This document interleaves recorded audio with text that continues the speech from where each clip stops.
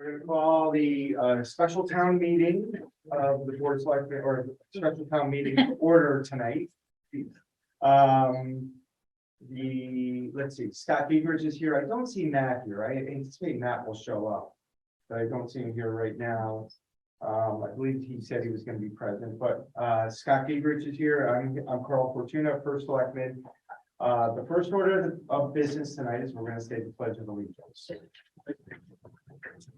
I pledge allegiance to the flag of the United States of America, and to the republic for which it stands, one nation under God, indivisible. So it's interesting that this is odd because it's not a hybrid meeting. So you all just get to look at yourself. There he is, Matt. And when I was putting out a tie tonight, I realized it's like the first time I've worn this since the Ukraine war. So it's kind of like almost not a show of support, but it is, I guess. I'm happy to support that. So support Ukraine, of course. So anyway, we have to elect a moderator. Moderators run town meetings. And so I am going to call for a motion to elect a moderator tonight. Ms. Labriola. I would like to make a motion that Mrs. Susan Quish be our moderator and statement. Okay. Is there a second? Seconded. Any other discussion, nominations? Hearing none. All those in favor of Susan Quish as moderator of the special town meeting, signify by saying aye. Aye. Aye. Well, welcome everyone. As you've heard, my name is Susan Quish, and our first order of business will be to turn this over to Sarah Becker, our town clerk, to read the call. Notice is hereby given that a special town meeting of the electors and citizens qualified to vote in town meetings of the town of Old Saybrook will be held at the Old Saybrook Town Hall, 302 Main Street, Old Saybrook, Connecticut, on Wednesday, September 28, 2022. At 6 p.m. for the following purposes, based on the recommendation of the Board of Finance and the Board of Selectmen. 1, to appropriate the $125,000 from the town surplus for fiscal year 2022 and transfer said funds to an off-budget fund called Main Street Paving for the purpose of repaving parking areas on Main Street. 2, to appropriate $100,000 from the town surplus for our fiscal year 2022 for the town share of grant-related expenses for fiscal year 23 and transfer the funds to a newly created off-budget account called Grant-Related Projects. 3, to appropriate the $250,000 from the town surplus for fiscal year 2022 and transfer said funds to an off-budget fund called Sidewalk Construction. 4, to appropriate $50,000 from the town surplus for fiscal year 2022 and transfer said funds to an off-budget fund called Vegetation Management for the purpose of combating invasive plants in Old Saybrook. 5, to appropriate $139,265 from the town surplus for fiscal year 2022 for the purpose of providing capital to update various town parks and beaches and to transfer said funds to the Park and Rec Sinking Fund. 6, to appropriate $200,000 from the town surplus for fiscal year 2022 for a Department of Public Works sweeper and transfer the funds to the DPW Equipment Capital Fund number 3353. 7, to appropriate $245,560 from the town surplus for fiscal year 2022 to the Board of Education and transfer the funds to a newly created account entitled Air Quality HVAC Improvements. 8, to approve a transfer of $321,821 from the Debt Service Reserve to the newly created Pension Reserve Fund. 9, to appropriate $15,000 from the fiscal year 2022 surplus for the purpose of installing a new fence at Whisperco and to transfer said funds into an account titled Whisperco Fence. 10, to appropriate $374,030 from the town surplus for fiscal year 2022 the Capital Non-Recurring Fund number 3350. Signed, Carl Fortuna, Jr., First Selectman, Scott Gingrich, Selectman, Matthew Puglisi, Selectman. Dated Old Saybrook, Connecticut, the 16th day of September 2022. Attest Sarah Becker, Town Clerk. Thank you, Sarah. So now we're going to go through each of the items. So item one, just a quick recap. $125,000 from our town surplus for Main Street paving. May I have a motion? Second. I want to recognize Carl for discussion. Thank you. So, there's, this is specifically for parking areas on Main Street. They're actually within the state right of way. But Larry knows we're obligated to pay beyond the travel lanes. And there are several areas, and I don't know, Larry, you priced it out a couple of years ago. It's actually more than this. Oh, yeah. Wow. But there's areas in front of specifically like, I think Essence, over by Gargano Plaza, in front of Anytime Fitness, and I think right in front of Sound Runner in that area. So the idea is to dedicate these funds exclusively towards that, to create a level pavement area. I haven't done anything with this yet, haven't sought a state permit yet, haven't walked it with Larry and one of the contractors that we might use to do the work. But this would hopefully make a dent in some of the worst areas. Simple as that. Larry has lots of, well, not lots. Larry has other designated paving funds. He's doing some paving right now in Knollwood Beach. He stretches those dollars well. And to try to dedicate 125 to 200,000 to just parking areas on Main Street, there'd be a lot of roads that would not get done. So we thought we would try to dedicate funds exclusively towards this and knock these off maybe next year, as many as we can. But if approved tonight, I'll walk it with Larry, maybe Jesse Dibble, maybe Alan Hall, whoever the contractor might be, and designate some areas to attack, probably not this year, but probably next year, because we do have to get a state permit. That's the extent of it. I don't know if there are any questions or comments on that. Then let's call the vote. So hearing no more discussion, all those in favor signify by saying aye. Aye. And those opposed? Motion carries. All right, item two is $100,000 from the town surplus for an off-budget account called grant-related projects. So may I be recognized? I recognize Carl. In a motion. Oh, a motion. So, thank you. Recognize Carl. And a second. Second. Yeah, okay. So let me back up a little bit on this. So first of all, you read this, and it's all about using funds from the town surplus. So the town had about a $1.6 million, $1.7 million surplus this year. A large portion of that was on the revenue side. On the expenditure side, it was approximately $250,000 from the Board of Education and $250,000 on the town side. The rest of the surplus was on the revenue side. So what does that encompass? It encompasses state funds. So in other words, we received more state money than we budgeted for. So right now we're budgeting about $440,000 to be received from the state. That includes educational cost sharing, town aid road, all those funds. We received about at least 550 this year. That's what the state budget said we were going to receive, but do we receive even more than that? We received about 800,000 because the special ed funds. Okay, we received even a little bit more than that. Yeah. So, but in the state budget, it said 550. Now, the reason we under budget that every year we under budgeted by about 100,000 right now.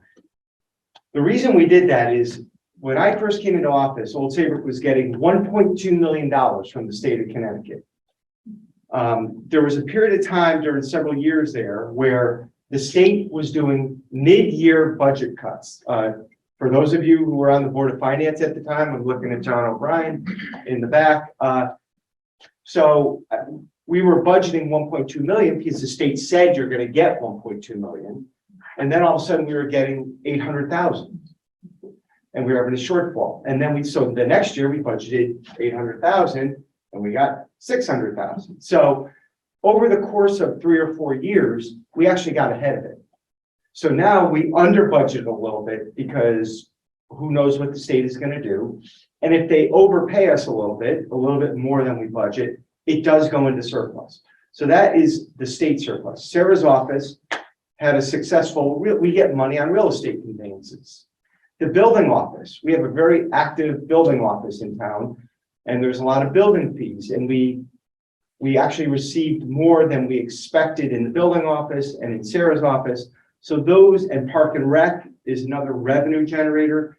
So we received a little bit more money than we expected in all those areas, and that led to the revenue side of the surplus. So the first thing we do with surplus is make sure that the town's rainy day fund is adequate. Again, 11 years ago, the town had about a 5% rainy day fund. In Connecticut, the rating agencies would prefer you to have somewhere between 15 and 25. We're now at 17%. That is a Board of Finance stated goal, and that's where we want to keep it. So the first thing we do with any leftover funds at the end of the fiscal year is make sure that we end up at 17% going into the new fiscal year. So that was about 185,000 from the town's reserve. So the rest of the money that we're appropriating tonight, that's what it makes up. That's what it encompasses. There's really no point in having that money go into the rainy day fund. It's appropriate, and I know I talk with many other towns. I'm on the board of directors at CCM and Cost. This is what towns do with their surplus money. They use it. They use it to do projects that they might not budget for during the fiscal year. So I just want everybody to know that we are taking care of our finances first by making sure our rainy day fund is fine. So that is why we have the money in the first place. So rewinding to number 2, we've been very successful in getting grants. However, when you get grants, there's typically engineering that goes along with it. Engineering is expensive. We have an $80,000 engineering budget. Last year, we probably spent about $140,000 on engineering. Well, we have already received, in the last 6 months, we've received about over $2 million in grants. We received $770,000 to do sidewalks from the Dairy Queen towards Westbrook. And we received another $500,000 to do in a steep grant last week to continue that project to make sure it gets done. It's about a $1.4 million project, all in, to do those sidewalks. We have sidewalks that are going to go out to bid. That was a connectivity grant. They call it a connectivity grant from Ocean State Job Lot on that side of Route 1 towards the mobile station at Elm Street. So those sidewalks are going to go out to bid probably January 3rd. So we hope a contractor bids it as their first job of the year. That's what we're hoping. I just had some discussions with our town engineer about that. So I went to the Board of Finance and I said, look, it's great that we got $2.3 million in grants, but I can't do construction administration and materials testing with $80,000. In addition to that, there's always more money coming out there. There's more money. That Infrastructure Investment and Jobs Act, we may apply for something in that. So we also want to make sure that if we want to get some shovel-ready projects for the next rounds of grants, and that was something a member of the Board of Finance brought up, said, will this money also be used to do some engineering to get projects shovel ready? And it will be. The good news is we will not accomplish all the work that we were awarded the grants, in which we were awarded the grants in this fiscal year. It'll probably bleed over into the 24 fiscal year. So hopefully we'll have an opportunity to add to these funds if we need to. But we have a lot of activity. The Route 1 sidewalk from Ocean State Job Lot to Mobile will begin next year. That will start. It's possible that the sidewalks to Westbrook will start next year. And there could be some other activity that we do that is grant related. So that's what this is. It's to basically supplement the engineering budget for construction administration and materials testing, and to also get some shovel-ready projects. One of them, I can tell you right now, Chris Costa brought up, to connect the sidewalk from Henny Penny to Staples. So maybe not many of you walk that area, but I do. I walk it, I might run it. And Chris Costa said it just kind of ends. There is a way to engineer that. And Jeff, our town engineer, showed us some images of a project he did in Woodbury or Woodbridge, one or the other, where they were able to engineer a project similar to this and get DOT approval. So that's what we're looking at with this money. We just to supplement basically that budget and make sure we get these projects done and done correctly. Are there any questions? Happy to take them. Thank you. All right, hearing no further discussion, all those in favor signify by saying aye. Aye. And those opposed? Motion carries. Okay, item 3, $250,000 from the town surplus to an off-budget account for sidewalk construction. May I have a motion? Second? Carl? Thank you. So we've had an incredibly successful sidewalk program in town. I think probably many of you have experienced it. The first project we did was to fix the sidewalks basically from the firehouse all the way down to Saybrook Point. And we've expanded it. We've done Lynn Street, and of course Larry oversees a lot of this. He makes sure that the work that's being done is being done appropriately. And we just did over near the Oyster River by the bridge. Actually, we had a lawsuit over there because some of the pavement was really bad.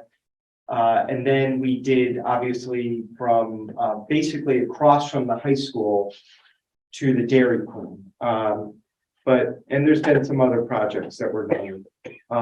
We've appropriated about 200 to 250 every year for probably 5 years now. On sidewalks. In full disclosure, right now we have about, in that it's an off-budget account, which means it rolls over year to year. It doesn't just drop to the bottom line every year. So it sits in an account over here, and we can use it in any fiscal year that we choose. We have about 220,000 or so in that account right now. However, that money is going to be designated towards the sidewalks from Dairy Queen to Westbrook, because the town has a match that we have to make in that. So we got a steep grant and a legislative earmark totaling about $1,200,000. The town's portion of the contribution is about $250,000. So the money that we currently have in our sidewalk account is basically earmarked to complete that project. These funds would be used, there are sidewalks in front of Knollwood Beach and Fenwood Beach that are asphalt. We've looked at doing those. So that could be on the agenda for another year. Or wherever there are sidewalks that need to be fixed. We fix the sidewalks right on Sheffield Street here.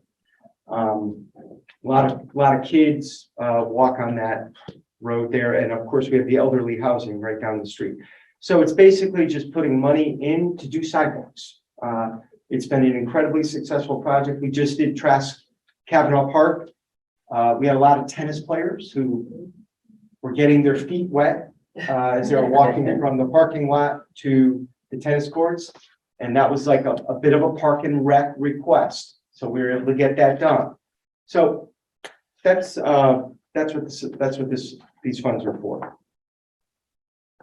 Any discussion, questions? I don't have a question. I just want to Yeah. compliment you on the sidewalks. I think they are a phenomenal quality of life asset in the town. And it just feels good to see the kids riding their bikes on sidewalks, being able to get around town. Not everybody appreciates that, but. I know. I think there's probably some rules about walking your bike on the sidewalk. That's for a different discussion. Yeah, But I just want to say Yeah. that, you know, thanks for carrying that effort for the last few years. Yeah. And I think it's tremendous for the town. it's so great, you know, people come from other parts of this town and from other towns just to walk. It's such a great great walking town, so thank you. So if there's no more discussion, let's vote. Oh, yeah, Please. sorry. First of all, I apologize that the meeting was 6:30, so if you don't mind, I'd just like to make a statement. Yes, And then I want yep, to- absolutely. So, in this community, we spend a lot of time talking about a healthy community, which begins with taxpayers' financial security.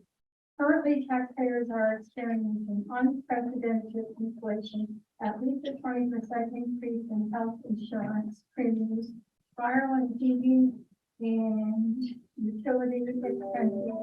And most taxpayers need financial relief. Yesterday, getting my flu shot, the man ahead of me, he needed medicine.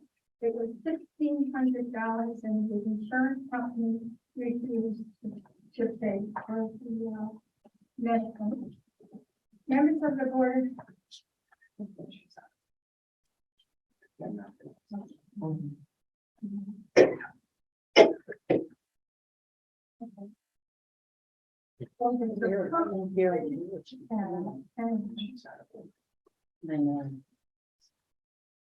I'm,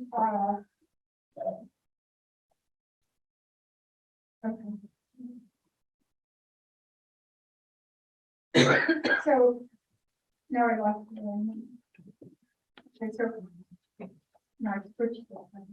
Okay, well, you're getting one of my copies. Members of the Board of Finance and the Board of Selectmen need to explain why these extraordinary surpluses they chose projects over others. For example, Youth and Family serves infants to senior citizens. Not 1 cent for that, and Youth and Family provides a lot of vital services. None of that surplus was in there for them. We have a police commission, but the police commission doesn't have a budget, which how do you have a police commission without a budget? That should have been. And so there wasn't any money for them. Governor Lamont took his surplus, some of the surplus, and the price of gas was going up. He made it so that until December, at least we don't have to pay the tax. So basically,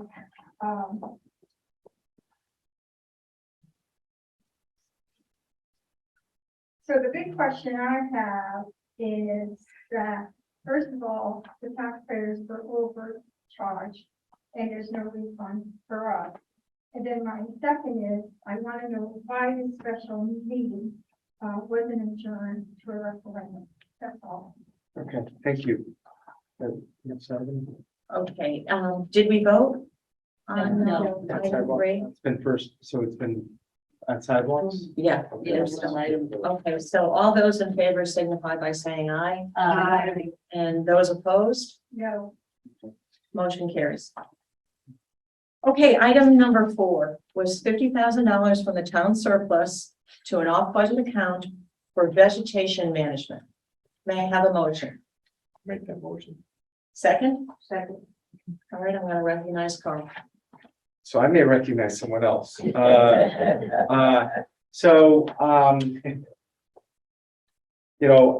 it's, being in this job has been an education on a lot of different levels. And one of them is just looking at the ground sometimes and not knowing what you're looking at necessarily. So, the concept of invasives, I've heard a lot about ever since really we acquired the preserve, very much so, because I know Kathy Connolly was very involved in that. And, you know, I know over at Founders Park, there's an issue, and it's just something that's all over town. Phragmites is probably the one that everybody just looks at and says, oh, that's an invasive weed. And it is. There's actually a native Phragmites too, I've learned. So you have to be careful when you're spraying Phragmites. But Kathy has alerted me in a lot of emails and phone calls and conferences to this issue. And in the past, we've discussed it. I've actually gone to the finance director and said, you know, maybe we should have a budget item for this, and it just never came to be. But this year, we decided to maybe do something about it. The issue seems to be getting worse. And I would like to recognize Kathy just for a few minutes. Kathy, I don't mean to put you on the spot, but if you'd like to just talk about it briefly. And yeah, I think from a cut and dried financial point of view, here are two things that stand out to me. We own a lot of acreage in the town, and leaving aside the preserve, all of our parks and tons of little spaces that are actually owned by the town. They're not parks, but they're not private either. And as much as 100% of them at this point in time is covered by invasive plants. Now, as Carl said, this is not going to get better. It is something that is just getting worse, and that's the subject for another day. But to arrest some of it now is basically taking our land back, because while the land is covered in that way, it really has no good use by humans, other than you can look at it, and for part of the year it'll be green, and if that's all you expect of the land that you own, I guess that's okay, except it does then spread onto private property. So I was at a talk a week ago with Douglas Tallamy. Some of you may know the name. He's a best-selling author right now, which he called this biological pollution. And that's also how the state law reads, that this is biological pollution. And I myself would like to see less of it. So I thank you so much for supporting the issue. It's sort of not front and center for most people, except it is. We just don't see it. yeah. So, you know, it is becoming a lot more front and center. And how many of you have heard about hydrilla and what's the other one in the Connecticut River? Milfoil. Milfoil. It's suddenly all over the Connecticut River, and it's become a problem. And I think the state has recently created an office of invasives. Oh, it's been there for years. Oh, it has. Okay. I thought it was more recent. Okay. But they may have restaffed the office. Maybe they did that. There was. That is Yeah. entirely possible, because they're restaffing much more aggressively than they were for the last But 10 years. A lot more attention has been given to this, especially in the river, because it's a big deal. I had a friend of mine who does boating who I would not expect to ever talk about invasives. And he said, what is this, all this about like hydrilla and water chestnut and these things? And so it's good that and part of this money might be for educational purposes. So it's good that people are being educated, the word is getting out. And this is a very small down payment on maybe doing something about it, starting from an educational point of view and an eradication point of view. So, Thank you for that. well, thank you for bringing it to my attention. So, All right, so hearing no further questions or discussion, all those in favor signify by saying aye. Aye. And those opposed? Motion carries. Item 5. Excuse me. I'm Gloria Gary. Could I ask that speakers identify themselves? I'm new to town. I have no idea who these people are. sure. That was Kathy Connolly. Are you asking up here No, or? I'm asking whoever speaks to say. Oh, okay, yes, okay, Thank you. yep, absolutely, thanks. Okay, item 5, appropriating $139,265 from the town surplus to update various parks and beaches and to transfer the funds to Park and Rec sinking fund. May I have a motion? Second, Second. recognize Carl. Thank you. All right, so there are 6 projects that we've identified and talked to the Board of Finance about. Better public Wi-Fi access for our parks and beaches. One of the primary reasons for this is we want to go cashless. We want people to be able to use credit cards more effectively and to be able to actually communicate more effectively at our park and rec facilities, mini golf, and both beaches. We are trying all throughout town to become less cash dependent. We're doing that over at Park and Rec right now. We want to do it in the town clerk's office, building office, but certainly in our Park and Rec facilities. We want to make some technology upgrades to the Vicki Duffy Pavilion. Right now, we do not have this down there. I was alerted by one of our committees in town about a year, maybe 2 years ago. They were holding a meeting down there and the technology was not up to snuff. And we have a lot of meetings down there. And quite frankly, hybrid meetings are just par for the course now. So we have it in three rooms in this building: upstairs, this office or this conference room, and in our cafeteria downstairs. That can now be a meeting room. The Vicki Duffy Pavilion is utilized for a lot of meetings, both statewide, townwide, and it should be a hybrid facility. The splash pad over at Kavanaugh Park.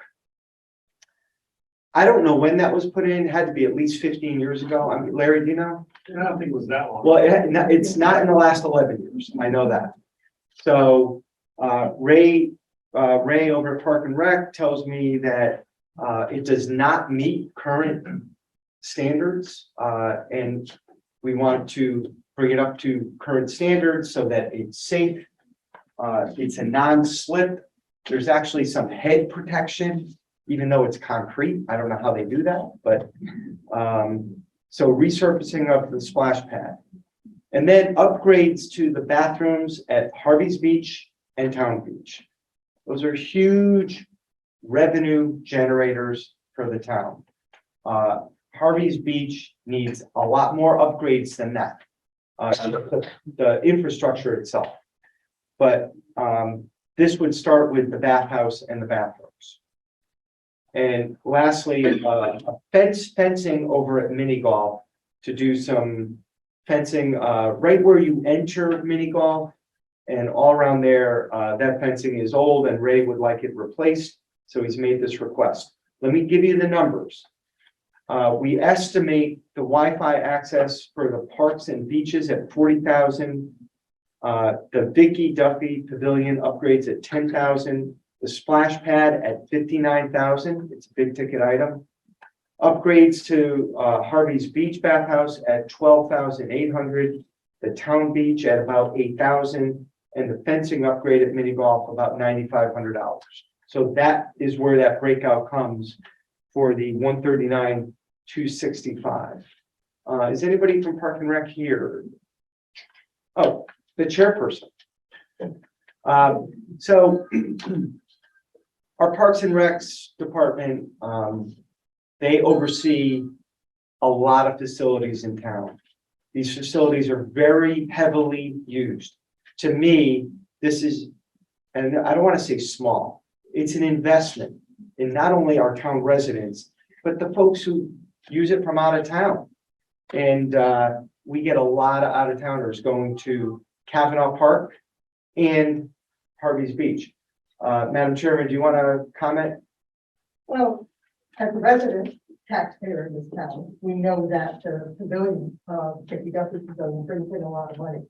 if we include this Wi-Fi, we will get more organizations wanting to be there, plus more private parties, so anniversaries, birthdays, things like that. Right now, the common thing for these parties is to be able to have a big video screen and to have music and to have their family pictures put up if it's a family reunion or something like that. We're not thinking of doing that. The Wi-Fi that's there or the ability to be on the internet is broken at some times so that you don't have a nice stream. So that in a way, that money being able to use Pavilion will come back to the town. As far as the splash pad is concerned, it is, it's the surface that is not up to par. It doesn't meet any regulations, any association of parks, safety fields, playgrounds, and we have developed a new surface. And if we put that in, then it would just be safe for everyone around. And this would include other able people, not just children who, normally use it. As far as some of the other things that we have, if anybody's been in Harvey's Beach and has used the restroom thing, it needs updating and it needs stepping up. And when people pay so much money to come down to our little town and to have this recreation, they expect it to look like we really respect them and we want them to come back again. That's just a few things. Would you identify the speaker? Oh, Oh, I'm sorry. I'm Susan Esty, Chairman of the Park and Rec. I apologize. I thought you said my name.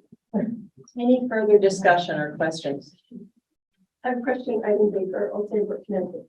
And so I live near Kavanaugh Park. And so I live near Kavanaugh Park, so I'm just curious, would that be on the agenda for a further renovation for the bathrooms? We have things on the plan, but there are certain things that are priorities that we want to get to first. One of the biggest things, of course, is finally getting the bathrooms down at Saybrook Point. And the splash pad is a big hit, and lots of people, so. Not that's something- everybody has swimming pools in this town, and not everybody has air conditioning, full houses. And so maybe now, just like the grounds for kids, will be a good one that would be more handicap accessible.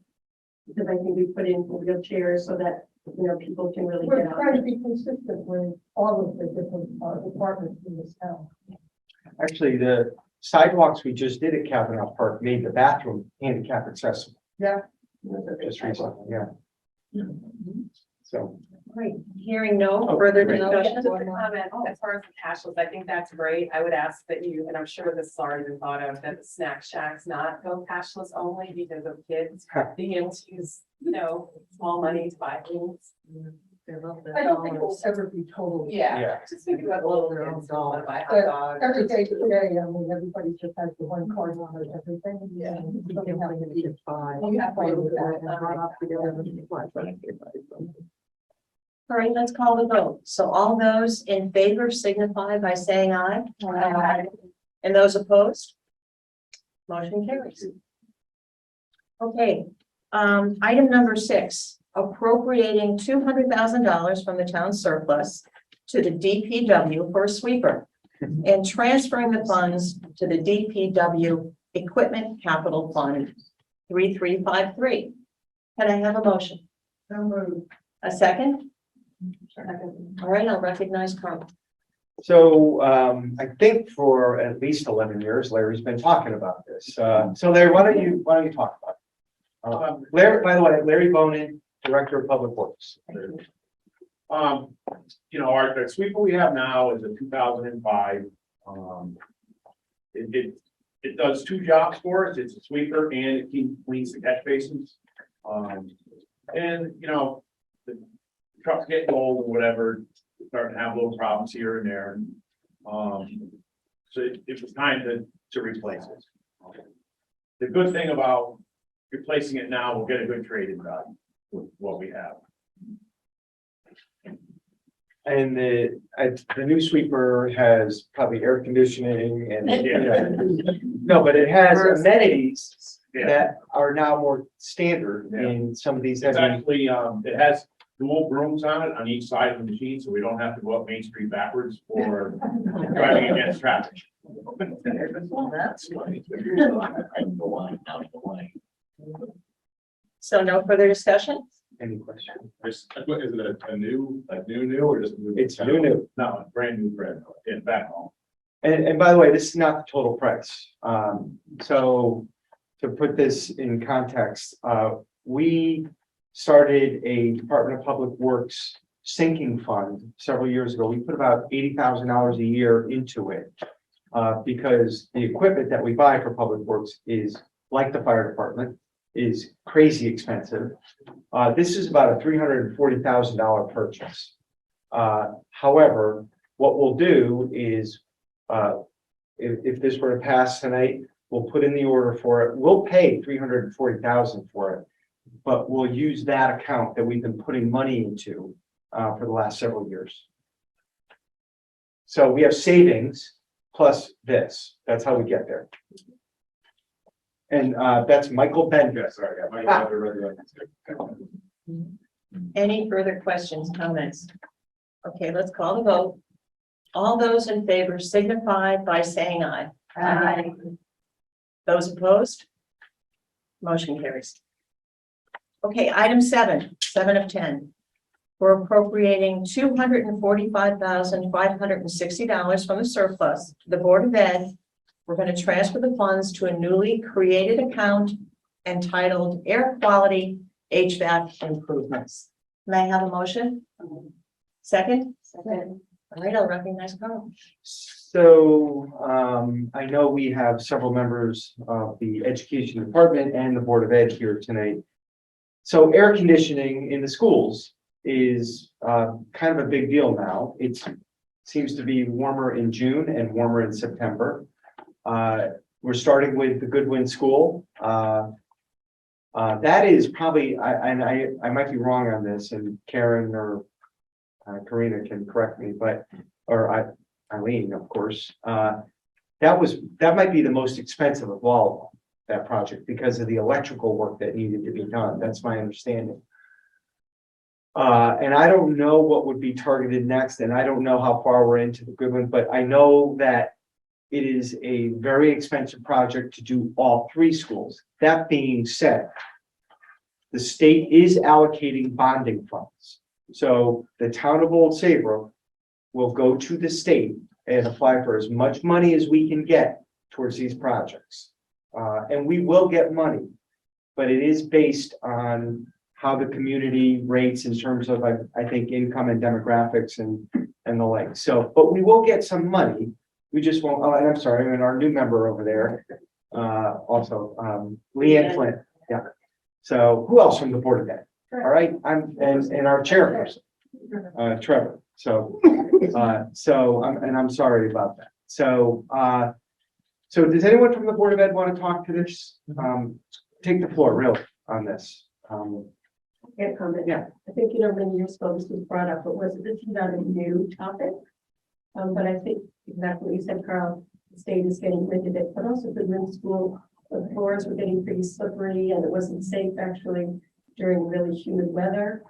So it's always been, I think, on the minds of school boards and superintendents, but then how to operationalize it and do it. And so now it's just necessary. Yeah. And also too for, and also to Leanne Flynn, also too for optimum learning. It's proven, there's data showing that, kids need to be comfortable and teachers need to be comfortable. Yeah. So it's definitely a need all around. Karen, Broder? Yeah, Karen Broder, Board of Ed.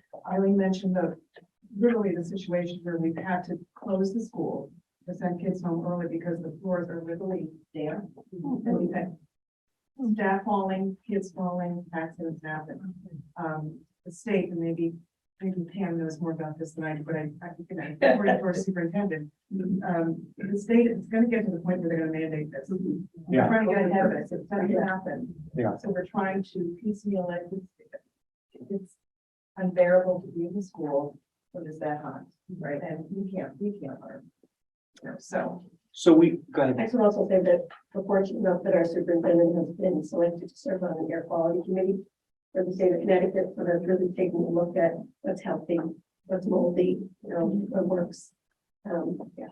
So some of the money that has been used towards the Goodwin project was allocated in the American Rescue Plan funding, about, I want to say about $750,000. Or I don't know if it was more than that, towards this project. So it's an expensive project. The money we're allocating back to the Board of Ed tonight is essentially their surplus for the fiscal year. So they're not, they've returned it to the town and we're returning it to them to continue this project. That's how the money's flowing. Okay, hearing no further discussion, all those in favor signify by saying aye. Aye. Those opposed? Motion carries. Okay, item 8. Approving a transfer of $321,821 from the debt service reserve to the newly created pension reserve fund. Motion, Make that motion. second? That's it. I recognize Carl. Okay, so this is not money from the surplus. It's money we already have in an account. About 5 years ago, we started putting money aside from surplus into an account called debt service reserve. In case we had projects, bonding projects, that would cause a spike in our budget. We said, let's have some money, because when you borrow money, frequently you have a spike for 2 or 3 years and then it starts going down. So to get over that spike, we were putting money aside. And that was about 5 years ago. And we put this amount of money that was just read aside into that account over the course of 2 or 3 years. Well, here we are, we haven't bonded anymore. And I'm just going to show you, I know it's small, I'm sorry. So here's a blue line, that's our fiscal year, that's our debt right now. We pay about $3,399,000 a year in our debt service. Next year, we pay in fiscal 24, the year that begins next July, $3,338,000. However, and so that's only one more fiscal year away. In fiscal 25, we paid $2,659,000. So it goes down by $650,000. And then the following year, it goes down by another $300,000 and then another $350,000. So we have this money in this debt reserve fund, and we're like, doesn't need to be there because we have so much money coming off in debt. We have a pension board, and I would encourage anybody in this room to go to a pension meeting. It's where a lot of Paul's shaking his head now, Paul Connell. I'm identifying you. So what we're doing is we're transferring from one account to another. This is a newly created account. As many of you know, we switched from a defined benefit plan to a defined contribution plan for new employees on July 1, 2017. We now have 52 active employees in our defined benefit plan. We had 82 in 2017. So it's having an effect. New employees are going into the new 401k style plan. But for our defined benefit employees, which by the way, will be paying for the next 30 or 40 years, we're creating a pension reserve fund because as we know, stock market goes up and down. And we're about 65%, 60 to 65% equities in our $23 million pension fund. So we have an obligation every year to make what they call I don't think they call it this, an actuarially defined contribution every year. How much was it this year? Or how much will it be next year? About $785. See, he knows around. 785. So we want to be able to make that payment every year. So if the stock market has gone down a lot, obviously, that ADC might go up next year. If the stock market goes up a lot, that ADC may come down a lot. We just want to have money in the bank so that we don't come to the taxpayers and say we need another 100,000 and put it in the mill rate just because the stock market went down over the course of 1 or 2 years when it might go up. That's all we're doing. We're transferring from one fund where we don't feel like we need it as much to a new fund where we think we probably will use it more. Is that clear as mud? Any questions on that? Okay, let's vote. All those in favor signify by saying aye. Aye. And those opposed? Motion carries. There are a lot of people outside in the hall. There's another meeting. Yeah, there's another meeting at 7. Oh, There are, you can come around the table. If you want to come in. Item 9, appropriating $15,000 from the surplus for the purpose of installing a new fence at Whisperco into an account entitled Whisperco Fence. May I have a motion? Second? All right, I'll recognize Carl. So there is a fence that was put in as part of the Whisper Cove development. Does everybody know where that is?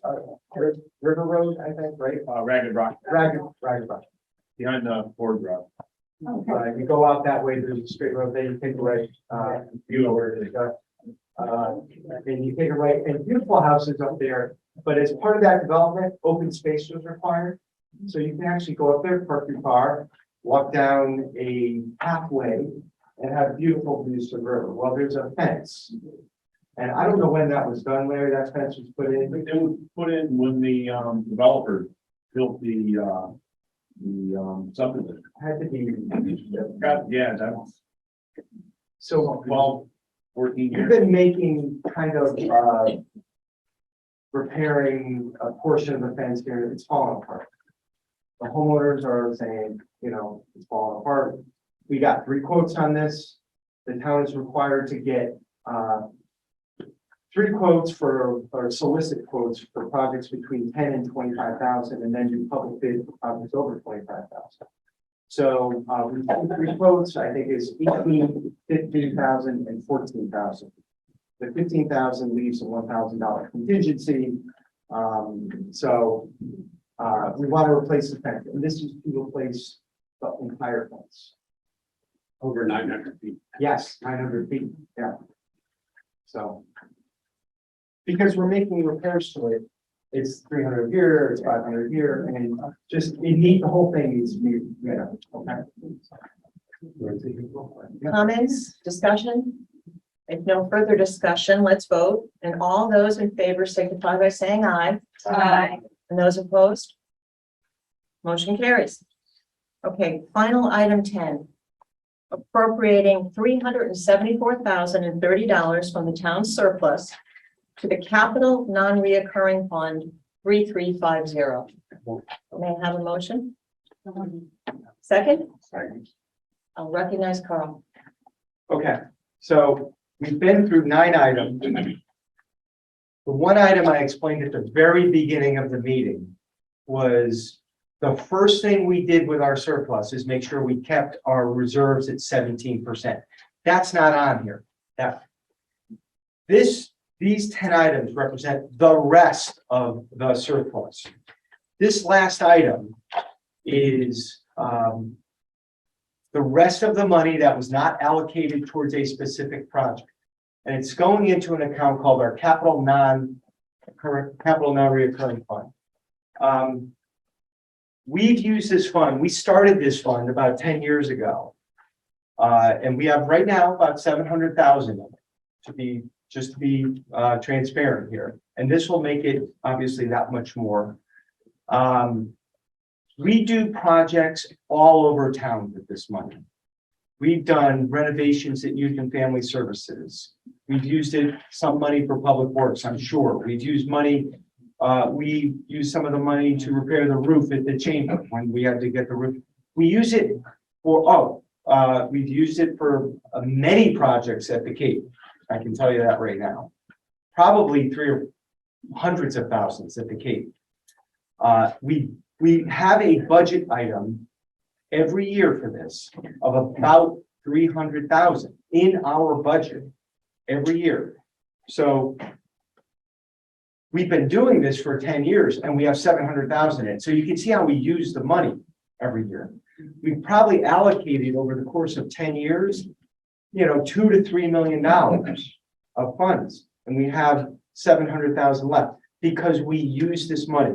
Projects come up over the course of a fiscal year in a town where we have 10 buildings and we have problems, a furnace goes, that's how this money is used.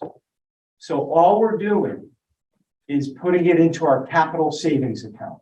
The rest of the money, that's all we're doing. It can be used for just about any project that the town comes across. It's a safety net for the town to make sure that we have money when we need it for a big project. We didn't identify any other projects. It shouldn't go into the rainy day fund. There's no need for that. So we said, this is a good place to put it. So we can do, if we have a $500,000 project that comes down the line, we have the money and we don't drain the account. That's what we're doing here. Questions on that? Is that clear? I mean, if anybody has any questions about any of these items, come into my office. I'm there all the time, or call or email. All right, then let's call the vote on this last item. All those in favor signify by saying aye. Aye. And those opposed? Motion carries. Motion to adjourn. That's Motion to adjourn. it.